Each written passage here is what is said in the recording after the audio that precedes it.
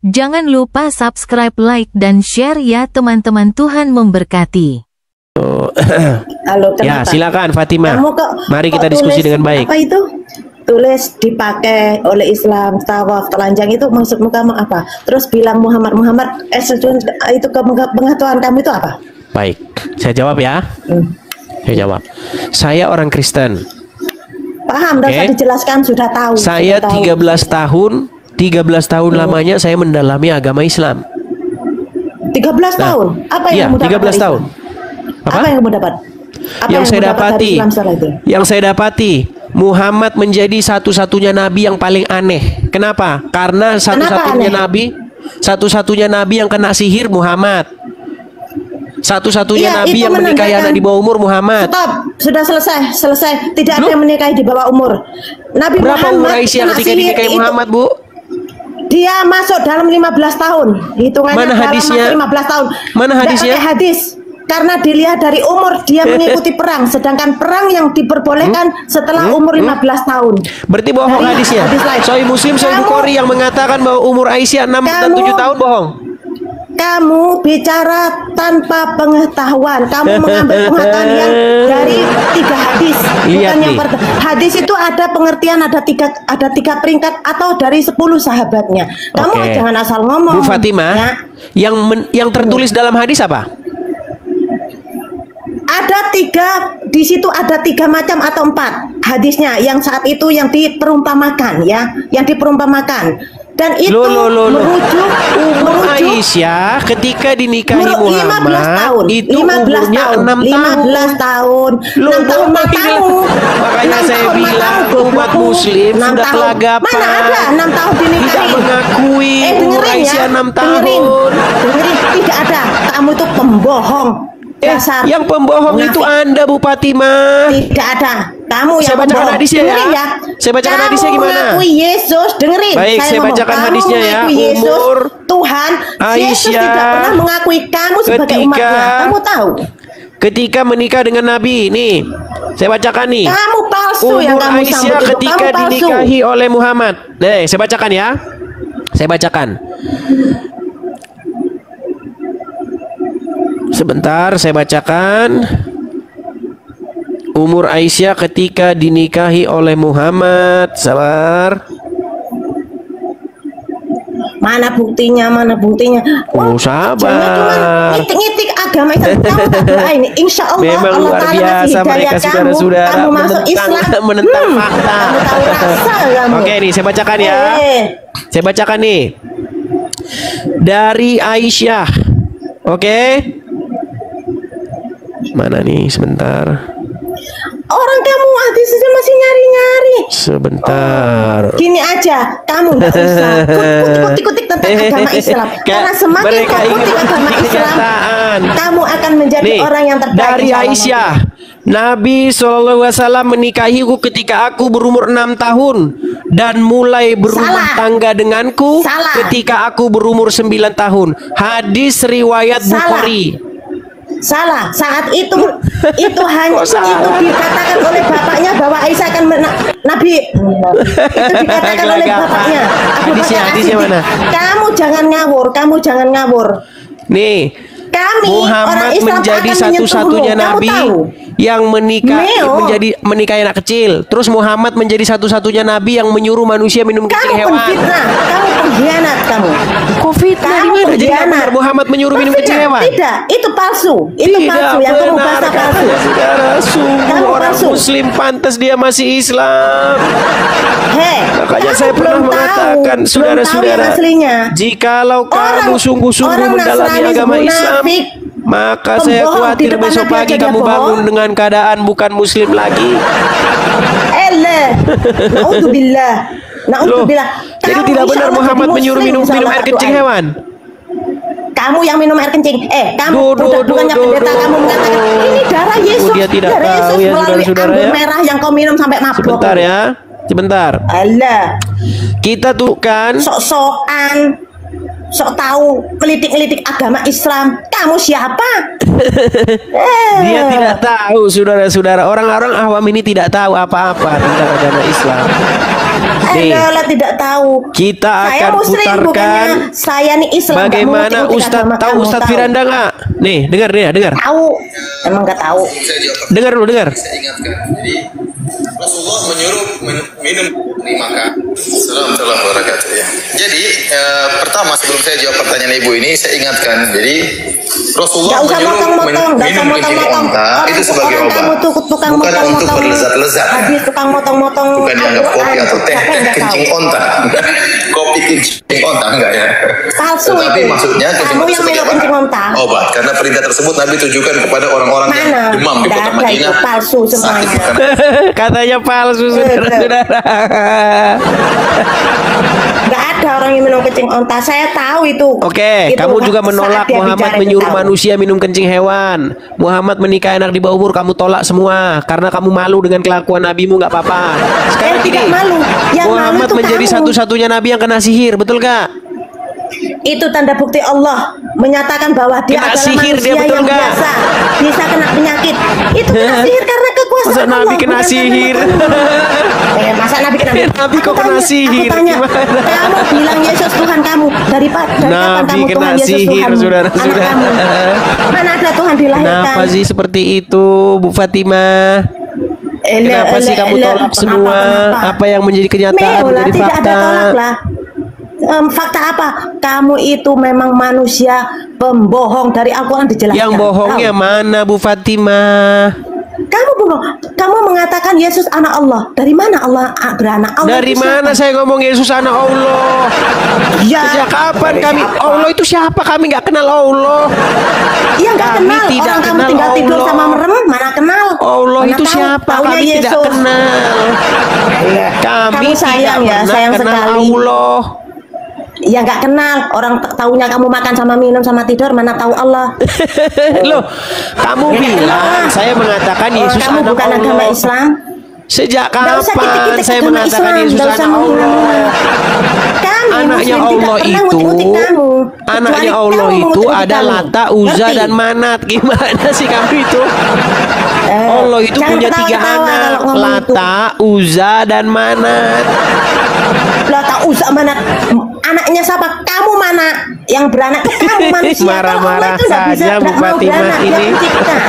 Nggak marah-marah. Coba, kamu Bu tuh Fatimah. ngawur. Bu Fatimah, tunjuk satu saja yang merupakan fitnah saya terhadap agama Islam. Kalau ada, Itu yang saya kamu tulis lompat sudah dari menjadi Monas. fitnah. Kalau ada, saya lompat dari Monas. Mati lo. Gigimu yang lompat. Kalau ada, saya lompat dari Monas. Pembohong, dari Coba sejak zaman tunjukkan satu Nabi, saja yang dari merupakan kamu fitnah sudah terhadap bohong. agama Islam. 5 menit lewat, itu dia mengakuinya. Ngerti nggak? Dari zaman Nabi, keluarga Nasrani itu udah berbohong, dari kitab-kitab mereka udah berbohong. Nggak usah yang diminta bohong sekarang. yang bohong itu Muhammad, bahkan dia mengizinkan boleh berdusta di dalam 3 perkara. Dari boleh berdusta kalau kamu mau mati di ujung peperangan. Ngerti kamu? Boleh Itu berdusta maksudnya nggak? berdusta. Menurut Muhammad Kalau boleh kamu berdusta nggak? Saya mau tanya, mana ada di dalam agama kamu kan nggak boleh nikah kan? Seorang pendeta Nggak boleh kan? nikah. Tapi itu Ada saja mustahil.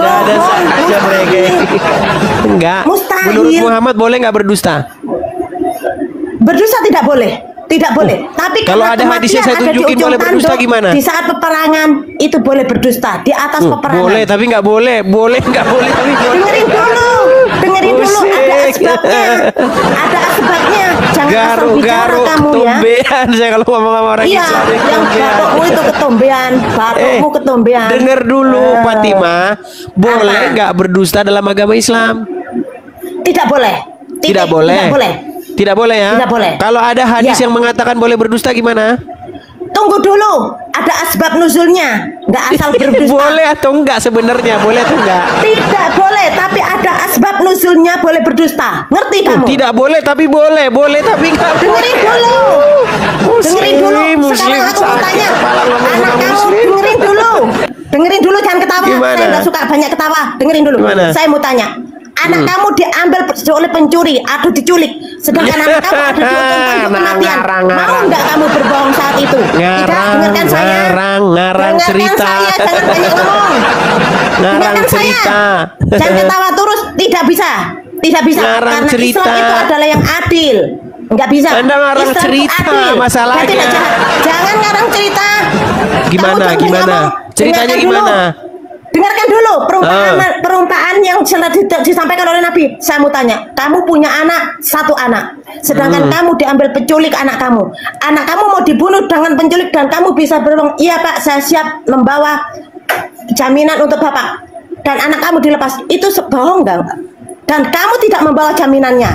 Dari mana kamu tahu saya bohong? Enggak, saya nggak bohong. Kalau saya bohongin dia, justru nanti anak saya dibunuh. Gimana sih kamu ikutin saranmu jadi bagaimana? Jangan muter-muter. Jangan muter-muter. Dari mana dia bisa melepaskan anak saya kalau uangnya belum saya kasih? Berarti saya nggak bohong. Tidak mungkin. Gimana? Itu taktik.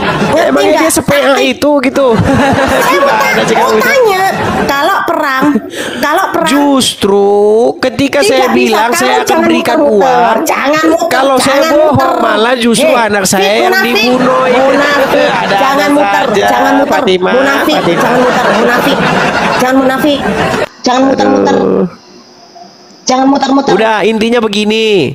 Coba selama kau nonton channel saya ini, kapan saya pernah mengatakan yang dusta tentang agama Islam? Kamu itu cuma ngutak-ngutik agama Islam. Tahu? Ngutak-ngutik agama Islam. Sok tahu, bilang Nabi Tuhan lah, inilah. Siapa yang bilang? Kamu aja nggak diakui Nabi Yesus. Lu Muhammad kan Tuhanmu. Yesus tidak bukan. Tidak bisa. Nabi Muhammad adalah nabi dan utusan, dan Yesus adalah nabi dan utusan. Dia tidak. Kenapa kau berseru-seru kepada Muhammad? Suruh siapa yang suruh? Tidak ada yang suruh. Dia diperintah. Kenapa kau berseru-seru kepada Muhammad? Berseru karena kita mengharap ridha dari Allah dan mengharap kasih sayang dari Nabi Muhammad. Kenapa kau berseru-serunya kepada Muhammad? Ya memang itu Nabi kita. Kamu apa dia masih hidup? Yesus, Tuhan apa kami. dia masih hidup? Dari kapan Yesus? Enggak, sebentar. Dia sudah mati. Dia sudah mati. Kau berseru-seru kepada mayat. Yesus Tuhan, kenapa dia mati? Kau berseru-seru kepada mayat? Tidak, kamu kenapa kata Loh, kamu Yesus tadi katanya mati? sudah mati, gimana sih?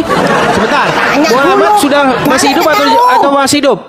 Masih hidup atau udah jadi mayat? Saya tanya dulu, mati. Sedangkan kamu Yesus kamu anggap mati dan kau anggap Tuhan, dari mana? Tak jawab. Kenapa saya. Kau berseru-seru pada orang mati? Kamu kenapa berseru pada Tuhan yang mati? Yesus hidup. Kalau mati kami sama dengan kalian. Yesus diangkat oleh Allah karena mau dibunuh oleh pengkhianat Yahudi. Ngerti kamu? Yesus diangkat oleh Allah karena mau dibunuh oleh pengkhianat Yahudi, dan di akhir zaman dia akan berdiri untuk mengatakan pada Yahudi, "Hei, saya bukan Tuhan yang kau tuhankan, dan saya bukan dari Allah mana? yang Dalilnya kau dari mana? Tuhan." Dalilnya dari mana? Dari mana? Al-Quran sudah menunjukkan, bro. Kamu yang buta fitnah yang lagi deh. Sebentar. Orang-orang kan hendak menyalibkan Yesus. Maria adalah ibu Maria yang suci yang diciptakan Allah. Orang-orang kan hendak menyalibkan Yesus. Hei, yang disalib tukang kambing. Iya, sebentar. Orang-orang kan hendak menyalibkan Yesus. Lalu mereka salah salib gitu. Al-Baqarah. Kamu motong surat Al-Baqarah. Hei. Keluarga kamu motong surat Al-Baqarah yang sudah diturunkan oleh Allah. Berat ini kalau. Ayo, dengar. Fatimah. Al-Baqarah. Hei. Fatimah. Kamu sudah motong surat Allah Al-Baqarah yang mengatakan yang kusalib adalah pengembala kambing, muridnya Yesus, dan kata kamu Yesus nehi dia bukan Yesus. Di mana lagi ada yang disalib pengembala kambing? Udah parah ini. Iya, lepas dari rumah sakit ini orang. Pura-pura tidak tahu ya, pura-pura tidak tahu di Al-Baqarah. Enggak ada dalam Quran yang disalibkan adalah pengembala kambing, enggak ada. Tukang sunat, barangmu tidak disunat, tapi tukang motongin. Lompat kemana-mana nih. Najis. Biarin makan. Kok lompat kemana-mana? Makan biar kenyang. Makan biar kenyang, biar tahu. Ngerti? Jangan yang di bawah. Masalahnya mulut saya pahit. Saya lagi nggak enak badan. Kenapa? Kamu sakit? Walah, manusia kok sakit? Nah, itu kelemahan manusia. Sudah, sekarang udah banyak debat. Jangan kutak-kutik. Kenapa kau berseru-seru kepada mayatnya Muhammad? Kenapa kamu bilang Yesus? Kenapa? Yesus tidak suka kamu, ngerti? Ini kayaknya saya orang tidak gila, bertanggung jawab atas siapa yang mengatakan saya sebagai Tuhan, kata Yesus. Kamu itu. Wih, ngeri. Apa tadi kau bilang sebelum ini? Jam 6. Halo? Gimana kau semua bikin uang donasi GBI itu? Beli tanahnya. Itu ada gerejanya. Ada gerejanya. Itu gerejanya. Ayo, luapkan emosimu biar jangan membatu di hatimu sehingga kau nanti stres. Silakan. Streslah kau situ. Oh yang stres. Aku gembira, happy. Kita muji-muji Tuhan. Tapi kelakuanmu keluarkan diri kayak binatang. Kau tipu-tipu semua orang. Yang mana aku tipu? Edis menghujat Katolik, kau tahu nggak? Coba. Apa? Teh lah teh teh. Oke lah ya. Kelihatan kali pengikut Edis ini herder kawan. Tahu kalian dimaksud dia pertama bujang enam katanya. Itu artinya kelamin wanita, mamaknya, kelamin mamaknya ya. Inam itu mamaknya. Baru kemudian dibilang teh yalang, teh itu tai itu makan katanya. Lama yang pengikut Edis udah kayak uclim, pas kan ku bilang. Lama-lama pengikut Edis ini kayak uclim kawan. Baru oleh mata pisau dibilang lah mana donasi GBI itu ada gerejanya ada kok. Bahkan aku yang menyelesaikan sekarangnya terus ku keber tanpa ada lagi minta-minta donasi sejak kasus itu terjadi 2024 bulan 7. Saya putuskan tidak pakai lagi nama GBI-nya, saya pakai nama Rumah Doa. Silakan. Edu hipotesis kaya. Silakan. Bang Karpidol. Siap, ya, silakan. Saya mau nanya Bang Karpidol, untuk kondisi sekarang ini apakah selalu menghasilkan hasil yang positif dengan adanya pertikaian antara statement Bang Karpidol dengan para apologet lainnya? Itu yang pertama. Dan bagaimana jika dengan adanya informasi yang diumbar di media sosial ini malah bukan memperkuat apologet jadinya kekristenan, tapi malah membuat konflik of interest di antara apologet itu Bang? Oke, satu-satu ku jawab ya. Yang pertama, apa manfaatnya katanya, apa faedahnya? Faedahnya adalah bahwa kalian nomor satu itu apakah selalu dengan adanya konflik Abang Karpidol dengan Edis ini membawa dampak yang signifikan bagi apologet? Bagaimana jika sebaliknya? Satu dulu, nanti aku lupa. Ya, apakah keadaan ini membawa dampak signifikan kepada apologet? Ya, membawa dampak signifikan bahwa apologet itu juga ada yang penipu. Contohnya Edis penipu. Kemudian si mata pisau itu di Australia. Nanti ku spill nanti alamatnya sama alamat keluarganya di Indonesia. Nah, jadi kawan-kawan, hal-hal semacam ini kita perlukan untuk apa? Check and balance. Karena orang banyak tertipu hanya dengan mulut-mulut manis. Banyak orang tertipu dengan menghujat Islam sehingga Bible itu dilupakan. Percaya kalian apa yang ku bilang ya? Edis tipu, setiap ditanya tentang Bible dia nggak bisa menjawab. Lari-lari ke sana kemari. Jadi lama-lama orang tidak tertarik lagi dengan Bible, tapi lebih tertarik dengan menghujat Islam. Dan mereka mengatakan dengan menghujat Islam itu firman Tuhan diberitakan. Firman Tuhan mana diberitakan? Inilah kekeliruan yang diterbitkan oleh Edis tipu. Karena dia tidak peduli tentang firman Tuhan. Buktinya apa? Ketika Edis tipu mengatakan Yesus bukan Tuhan, oleh herder-herder setianya, itu nggak dikoreksi lagi. Dianggap itu sebagai ucapan yang penuh syukur, pujian, ya, penuh kuasa, bahwa Yesus memang bukan Tuhan. Lah apa yang mau kita harapkan dari Edis tipu? Selain daripada dia menghujat Islam, kemudian kita angkat dia seperti pahlawan. Paham ya? Nah, berapa lagi? Yang kedua apa? Saya tanggapi dulu Bang. Jadi itu Abang kan presumption of assumption, itu sudah praduga tak bersalah. Kalau kita buka dalam KUHP pasal 184 ada namanya 5 alat bukti yang sah: keterangan ahli, keterangan saksi, terdakwa, surat, dan juga petunjuk. Nah, Abang yang ceritakan tadi, Abang tahu beda alat bukti dan barang bukti enggak? Nah, tadi kalau Abang mengatakan itu kan Abang sudah langsung membuat suatu final decision, istilahnya kalau di hukum itu udah pernyataan ingkrah itu kan.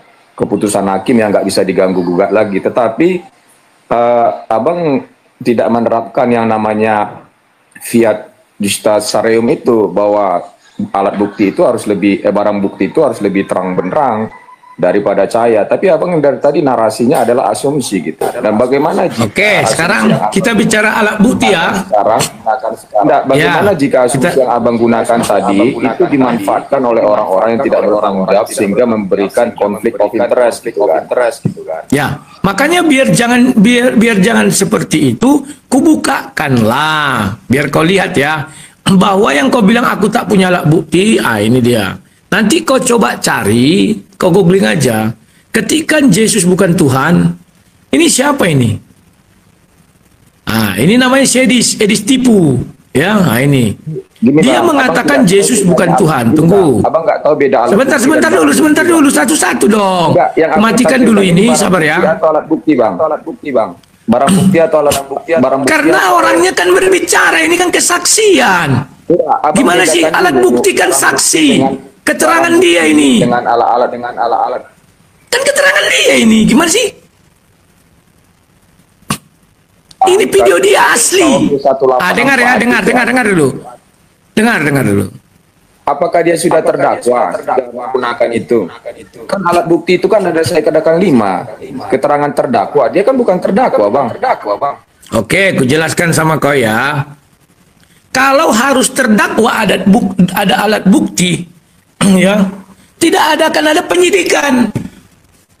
Tidak akan ada penyelidikan. Nah, ini ada 2 alat bukti baru disidik. Aku kan tidak polisi, tapi inilah buktinya dia mengatakan itu. Paham nggak? Saya tidak bicara sekarang dalam ranah kita sedang sidik dan lidik. Tapi inilah alat buktinya. Dia mengatakan Yesus bukan Tuhan. Itu bukan alat bukti. Maksud saya ya? Itu barang bukti namanya. Bedakan kita anggap perdata lah.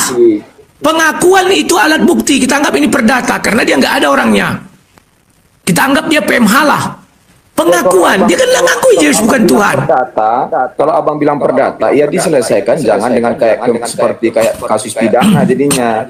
Loh, yang kayak menyelesaikan kayak kasus pidana siapa? Ini kita kan ribut-ribut aja, have fun.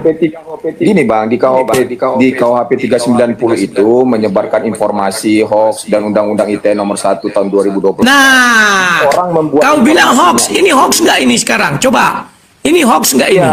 Coba pengakuan.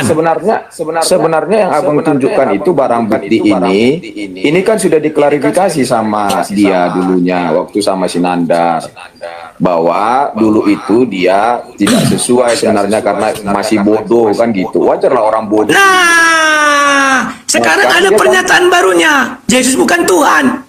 Dibilangnya apa? Yesus punya Tuhan. Gina, jelaskan dia sudah mendefinisikan Tuhan itu Koreos itu adalah di mana kita takluk gitu loh Bang. Kita takluk. Kan kita takluk kepada Yesus. Gimana sih? Nggak takluk kita sama Yesus. Artinya ketika kita tunduk taat takluk, ya kita tinggal jadikan Tuhan gitu dia. Lah memang Tuhan Yesus, tapi oleh Edis Yesus bukan Tuhan.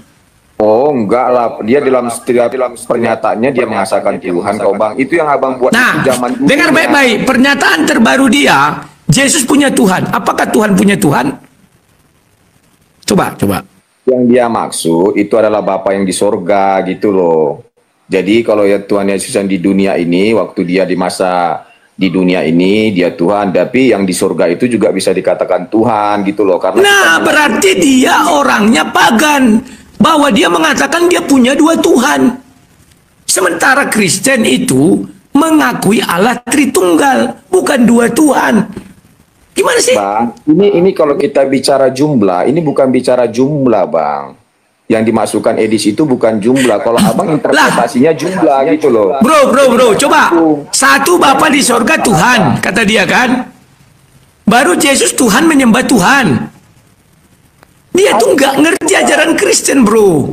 Bukan nggak ada begitu dia statement. Saya bukan membela dia, tapi saya interpretasi dalam cerita dia dari awal itu saya tahu. Nah, ternyata dirimu juga interpretasi. Kalau kita bicara fakta, itu berbeda dengan apa? Dia sudah mengucapkan, bro, bahwa siapa orang Kristen yang tidak mengakui Yesus punya Tuhan, itu adalah gila. Kamu termasuk nggak di dalamnya, bro? Gila. Jadi yang perlu kita luruskan adalah ketika kita mempunyai konflik, suatu statement yang di luar, itu sebaiknya jangan dibawa ke dalam ranah ad hominem gitu. Artinya masalah pribadi diselesaikan secara mediasi. Bro, menurutmu siapa yang dulu ad hominem? Ya orang abang dengan dia lah yang tahu, masa saya yang ditanya. Nah, makanya kau kan mau menilai aku. Tapi kau nggak tahu, ku jelaskan ya bro, ku jelaskan. Matikan dulu mikmu, gantian kita. Duanya gitu loh, jangan melakukan ad hominem. Edis juga jangan lakukan, abang juga jangan lakukan. Saya tidak berpihak kepada Edis atau Carbido. Nah, sekarang aku tanya dulu kau. Matikan dulu mikmu. Edis mengeluarkan pernyataan bahwa salib itu rencana iblis. Kemudian aku datang, Dis, ayo kita berdiskusi mengenai ini. Ada nggak ku serang pribadinya? Nggak ada kan? Kemudian dia tidak mau. Kita bicara konflik abang, jangan melebar kemana-mana. Abang ini konfliknya dari situ. Gimana sih? Konfliknya itu yang tersebar di dalam media sosial ini adalah masalah donasi anak CAB itu yang. Nah, makanya dengar ku jelaskan baik-baik.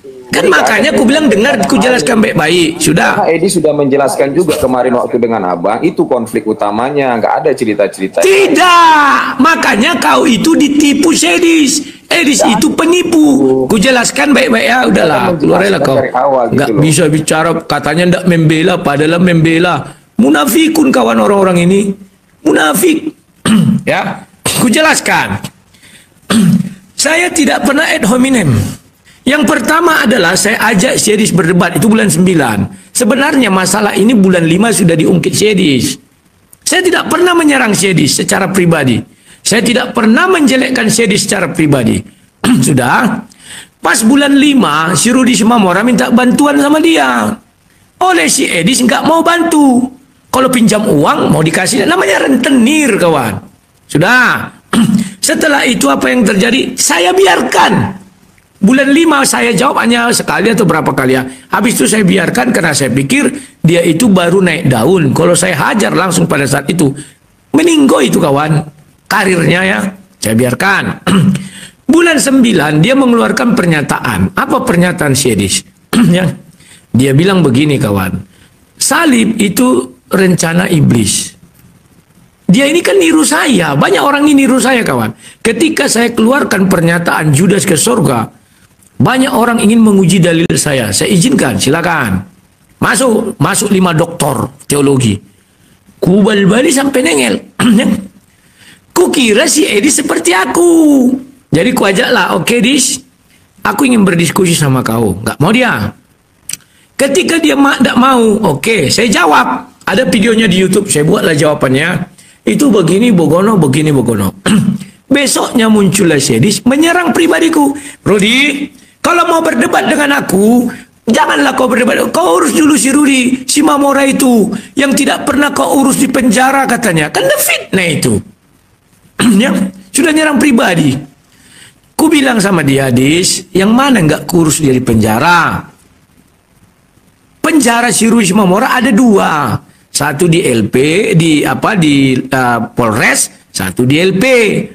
Sudah ku jelaskan, yang di LP aku urusi. Memang ada kepungut donasi tanggal 18 bulan 10 sampai tanggal 1 November 12 hari. Paham ya? Dan waktu itu ku bilang di media sosial ini, bantu kalian saya, bukan membantu Rudi Simamora. Bantu kalian saya, kalau terkumpul dana 20 juta, saya berangkat mengurusi masalah hukum Rudi Simamora. Bukan Rudi Simamora yang mau dibantu aku. Paham ya? Tapi namanya herder kawan. Herder kayak mana lah herder? Mana peduli herder tahu atau enggak?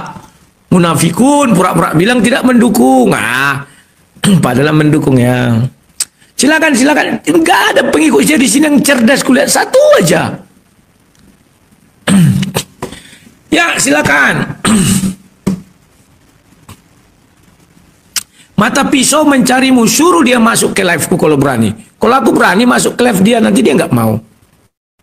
Dia selalu rame-rame ya. Suruh mata pisau masuk kalau berani. Ya. Mau tentang apa ditanya dia? Aku kasih tahu kawan. Mau tentang apa? Kalian mau tanya, tanya aku. Janganlah kalian tanya si Edis sama si mata pisau sama siapa nama itu, si botak najis stradala itu. Botak najis stradala tunggulah, datanya akan kubuka juga nanti. Ini kok kenapa nih lambat? Oke, terima kasih atas itunya. Ya, silakan. Mau nanya apa kalian tentang donasi untuk GBI?